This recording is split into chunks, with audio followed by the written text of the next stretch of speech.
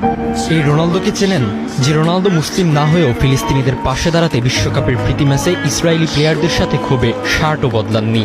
চেনেন কি এই রোনালদোকে, যে রোনালদো 2013 সালে জয় করা ব্যালন ডি'অর ট্রফিটি নিলামে বিক্রি করে পাওয়া অর্থের পুরোটাই দান করেন অসুস্থ শিশুদের চিকিৎসায়।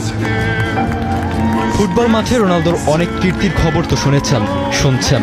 মাঠে তিনি সেরাদের একজন, চ্যাম্পিয়ন ফুটবলার, কিন্তু মাঠের বাইরেও তিনি অনন্য এক মানুষ, যার মহান হৃদয়ের খবর অনেকবারই পেয়েছে বিশ্ব।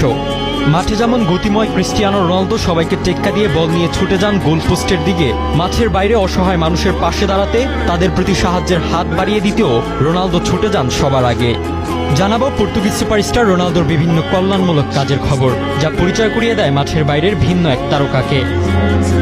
করোনা ভাইরাস পরিস্থিতিতে 2020 সালের শুরুর দিকে থমকে গিয়েছিল বিশ্ব ক্রীড়াঙ্গন। খেলা বন্ধ থাকায় খেলোয়াড়রাও অনেক আর্থিক ক্ষতির সম্মুখীন হয়েছেন।